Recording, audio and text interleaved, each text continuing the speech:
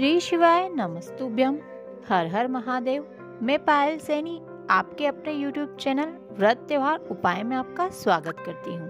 पूज्य गुरु जी के श्रीमुख से पावागढ़ के कंजरी गांव के राम मंदिर में 7 दिन की श्री शिव महापुराण कथा चल रही थी।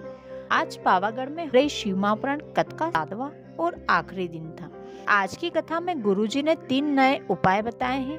पहला, गर्भवती नारी का यदि गर्भ बार बार गिर जाता है तो करने वाला। दूसरा, घर की नेगेटिव ऊर्जा को खत्म करने वाला। और तीसरा, पूर्णिमा के दिन सफेद दाग को खत्म करने वाला।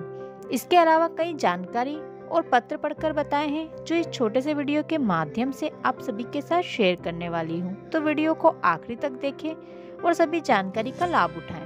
आज की कथा की पहली जानकारी, केवल किस्मत के भरोसे से भगवान नहीं मिलते हैं, क्योंकि किस्मत भी कहती है मेहनत करो। भगवान को पाने के लिए हमें भक्ति और भजन करना होगा, क्योंकि ये बात गुरुजी ने एक एग्जाम्पल के द्वारा बताई है। अगर हमारे सामने खाना रखा है तो हमें अपने हाथ से खाना खाना पड़ेगा। यदि कोई खाना हमारे मुख में खिला भी देगा तो हमें चबाने के लिए तो अपने मुंह को चलाना ही पड़ेगा। इसलिए शिव महापुराण कहती है कि मेहनत तो करना ही होगी। आज की कथा का पहला पत्र आया था जिसमें लिखा था, एक 7 साल के बच्चे के दोनों लीवर खराब हो चुके थे। उसके पूरे शरीर और चेहरे पर सूजन थी।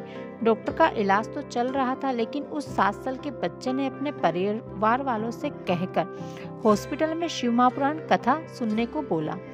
वो हॉस्पिटल में शिव महापुराण कथा को सुनने लगा और शिवजी पर चढ़ा हुआ जल, झेला हुआ जल पीता था और एक बेलपत्र खा लेता था और उसकी तबीयत में धीरे धीरे सुधार हुआ। उसके लीवर ने काम करना अच्छे से चालू कर दिया। उसने पत्र में लिखा था कि गुरुजी से विनय किया कि उस पत्र को पढ़कर टीवी पर जरूर सुनाए, क्योंकि वो बच्चा उस टाइम शिव महापुराण कथा को लाइव देख रहा था। आज की कथा की अगली जानकारी, जैसे अंधा व्यक्ति एक छड़ी लेकर चलता है और कभी गिरता नहीं है, उसी प्रकार दुनिया में शिव महापुराण कथा भी एक छड़ी ही है। जिसने इस छड़ी को पकड़ लिया वो दुनिया में कभी गिरेगा नहीं। आज कथा का दूसरा पत्र श्री कृष्ण कुमार जी ने हरियाणा से कुरियर किया है। वे लिखते हैं, गुरुजी, मेरे गुरुजी के पेट में तकलीफ चालू हो गई थी तो उन्होंने डॉक्टर ने उन्हें बताया कि इनकी सभी आंतें सिकुड़ गई है, पाचन क्रिया बंद हो गई है। 5 दिन हो गए गुरुजी ने मोशन नहीं किया था। डॉक्टर ने कहा यदि आज इन्होंने मोशन नहीं किया तो इनकी जान पर बन आएगी। 5 डॉक्टर उनके इलाज में लगे थे, लेकिन कोई आस नजर नहीं आ रही थी। तब वहीं काम करने वाली एक महिला ने हमें बताया कि मैं शिव महापुराण कथा को सुनती हूँ। उसमें बताया है कि 1 लोटा जल शिवजी पर चढ़ाकर झेलकर किसी बीमार व्यक्ति को पिलाया जाए तो तुरंत आराम मिलता है। तो मैंने तुरंत 1 लोटा जल लिया और पास ही के शिव मंदिर में गया, जल चढ़ाया और जल झेलकर गुलाकर गुरुजी को पिलाया। तो कुछ ही समय में गुरुजी को आराम पड़ गया। आज की कथा की अगली जानकारी, शिव महापुराण में जाकर रुकने वाला व्यक्ति यानी अपने जीवन के सभी ऐशो आराम छोड़कर कथा पंडाल में रुकता है, सोता है, भंडारे में खाना खाता है तो वह कल्पवासी हो जाता है, यानी शिव जी को पाने वाला। महादेव कहते हैं, मुझे अपनी आखिरी उम्मीद नहीं, मुझे अपना पहला प्रयास बनाओ। किसी के भी पास जाने से पहले आप 1 लोटा जल लेकर शिव मंदिर में चले जाइए यदि आपके जीवन में कोई दुख तकलीफ चल रही है तो। आज की कथा का पहला उपाय, जिस नारी का गर्भ बार बार गिर जाता है, गर्भ 2 या 4 महीने रहकर गिर जाता है या फिर गर्भ ठहर ही नहीं रहा है, तो उस नारी को देसी गाय के दूध से शिवजी का अभिषेक करना चाहिए। और जिस दूध से वे अभिषेक कर रहे हैं, अभिषेक करने के बाद उसी दूध को झेलकर उस दूध का पान करना चाहिए। ये उपाय उस नारी को कम से कम 20 दिन तक करना है। 20 दिन तक इस उपाय को जिस नारी ने कर लिया उसका गर्भ कभी नहीं गिरेगा, उसको पूर्ण संतान की प्राप्ति होगी, क्योंकि देसी गाय का दूध अमृत के समान होता है। उपाय को ध्यान से समझ लीजिए। आपको सबसे पहले देसी गाय का दूध लेना है, उस दूध को लेकर शिव मंदिर जाना है और शिवजी पर, शिवलिंग पर उस दूध को अभिषेक करना है। फिर उसी दूध को आपको झेलना है और उसी दूध का पान आपको 20 दिन तक करना है। रोज दूध ले जाना है, चढ़ाना है और रोज झेले हुए दूध को पीना है। ये उपाय आपको 20 दिन तक करना है। आज की कथा में गुरुजी ने बताया कि जब शिवजी एक बार ध्यान मग्न थे तब बहुला गाय का बच्चा दूध पी रहा था। तब उसके बच्चे के मुंह में झाग बन रहे थे और वह झाग उड़कर महादेव को लग गए। महादेव क्रोधित होकर बछड़े को श्राप दे दिया। तब बहुला गाय ने महादेव को निगल लिया था। जब बहुला गाय ने महादेव को अपने मुख से वापस प्रकट किया तब महादेव ने उस बगुला गाय को वरदान दिया कि बगुला गाय, तेरा दूध मुझ पर चढ़ गया है, इसलिए तेरा दूध अमृत के समान मान्य होगा। आज की कथा का दूसरा उपाय, यदि आपके शरीर की चमड़ी सफेद पड़ गई है तो पूर्णिमा के दिन जब देसी गाय का बच्चा दूध पीता है और अब उस बच्चे के मुंह में जो फेन आ जाता है यानी कि सफेद कलर की झाग आ जाते हैं, उस झाग को चम्मच से लेकर इकट्ठा कर लीजिए और पूर्णिमा की रात में वह झाग चंद्रमा की रोशनी में शरीर की जहां आपकी चमड़ी सफेद पड़ रही है उस फेन को उस सफेद पड़ी हुई चमड़ी पर लगा लीजिए। ये उपाय आपको 4 से 5 पूर्णिमा की रात में करना है। आपकी सफेद चमड़ी धीरे धीरे अपने असली कलर में आने लगेगी। आज की कथा की अगली जानकारी, यदि आपके घर में गौमाता नहीं है, आपके शहर में या फिर रोड पर गौमाता नहीं आती है, आप रोज गौमाता की सेवा नहीं कर सकते हैं, तो आपके आसपास जो भी गौशाला हो उस गौशाला में यदि आप केवल एक दिन यानी अमावस्या के दिन गौशाला में जाकर गौमाता की सेवा करनी चाहिए। गौमाता को रोटी खिलाएं, गौमाता को चारा खिलाएं। यदि गौमाता के शरीर में कोई गंदगी लगी है तो उस गंदगी को साफ करें।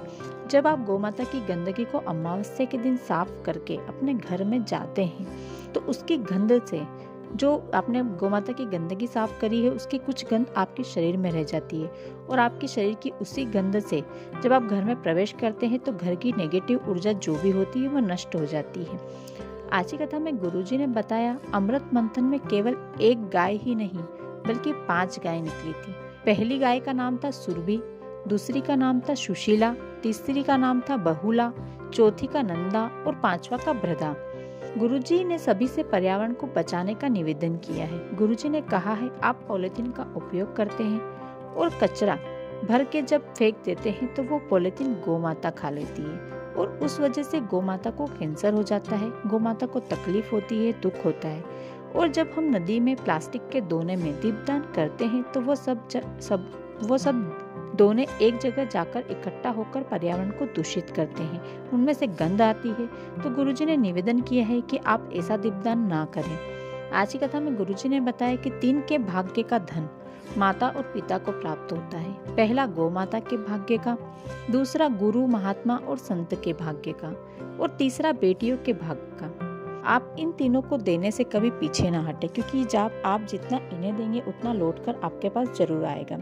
आज की कथा में गुरुजी ने बताया, आप अपने जीवन में कमाया गया पैसा अपने साथ मरने के बाद नहीं ले जा सकते, लेकिन यदि आपने अपने जीवन में कभी किसी पथिक को छाया दी हो, कभी किसी भूखे को खाना खिलाया है या किसी जरूरतमंद को शिक्षा का दान दिया है या फिर किसी बीमार इंसान को दवाई लाकर दी है, तो ये आपका किया गया सभी पुण्य आपके पल्लू से बांधकर आपके मरने के बाद भी आपके साथ चलता है। आज की कथा में गुरुजी ने बताया है कि 94 लाख प्रकार के नरक होते हैं जो मरने के बाद पाप करने वाले को एक एक करके भोगने होते हैं। वैकुंठ धाम तो केवल एक ही होता है।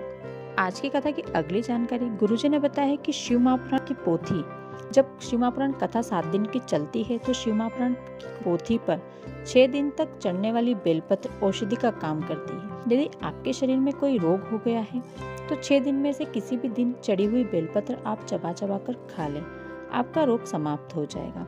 यदि आपके घर में धन संपदा की कमी हो रही है तो कथा के 7वें दिन की चढ़ी हुई बेलपत्र जो पोथी पे चढ़ी हुई होती है उसे लाकर अपनी तिजोरी में संभाल कर रख दें, या फिर आप अपने व्यापार की जगह भी रख सकते हैं। आपके घर में कभी धन संपदा की कमी नहीं होगी। यदि आपने अपने व्यापार की जगह उस बेलपत्र को रखा है तो आपका व्यापार दिन दोगुनी रात चौगुनी तरक्की करेगा। पूज्य गुरुजी की पावागढ़ शिव महापुराण कथा का आज आखिरी दिन था। इसके बाद गुरुजी की 2 दिन की त्रिवेणी शिव महापुराण कथा 30 जनवरी और 31 जनवरी को शाम को 4 बजे से 7 बजे तक प्रयागराज में रहेगी। इसका पूरा पता सतुआ बाबा सेवा शिविर, खाक चौक पुलिस थाने के पास, महावीर रोड, माघ मेला, प्रयागराज। यह कथा हो सकता है कि टीवी, फेसबुक और यूट्यूब पर ना आए। प्रयागराज की कथा के बाद गुरुजी की अगली कथा 3 फरवरी से 9 फरवरी तक बुरहानपुर में रहेगी। इस कथा का नाम श्री अश्वत्थामा शिव महापुराण कथा दिया गया है। अश्वत्थामा सीमापुराण कथा का समय दोपहर 2 बजे से 5 बजे तक रहेगा। बुरहानपुर की कथा का कथा स्थल मां रेणुका कृषि उपज मंडी है। सभी लोग इस कथा में जाएं और इस कथा का आनंद उठाएं। इसके बाद 16 फरवरी से 22 फरवरी तक सीहोर में रुद्राक्ष वितरण समारोह रहेगा। यदि आप सीहोर के कुबेरेश्वर धाम का रुद्राक्ष प्राप्त करना चाहते हैं तो इस रुद्राक्ष महोत्सव में जाकर अपने सीहोर कुबेरेश्वर धाम का रुद्राक्ष प्राप्त कर सकते हैं। तो दोस्तों, ये थी आज की कथा की विशेष जानकारियां, नए उपाय और जो पत्र गुरुजी ने पढ़कर बताए हैं। आशा है आपको आज का वीडियो अच्छा लगा होगा। वीडियो अच्छा लगा हो तो वीडियो को लाइक करें और इस वीडियो को ज़्यादा से ज़्यादा शेयर करें, ताकि जो भी किसी कारणवश आज की कथा नहीं सुन पाए हैं तो इस छोटे से वीडियो के माध्यम से आज की संपूर्ण कथा का रसपान 15 मिनट में ही कर सकें, अपने समय को बचा सकें। और ऐसे ही और वीडियो देखने के लिए मेरे चैनल को तुरंत सब्सक्राइब कर लें, साथ ही बेल आइकन पर क्लिक कर लें, ताकि ऐसे ही वीडियो मैं आपके लिए लाती रहूं और आपको उनका नोटिफिकेशन मिलता रहे। कमेंट में हर हर महादेव, श्री शिवाय नमस्तुभ्यम लिखना बिल्कुल भी ना भूलें। धन्यवाद।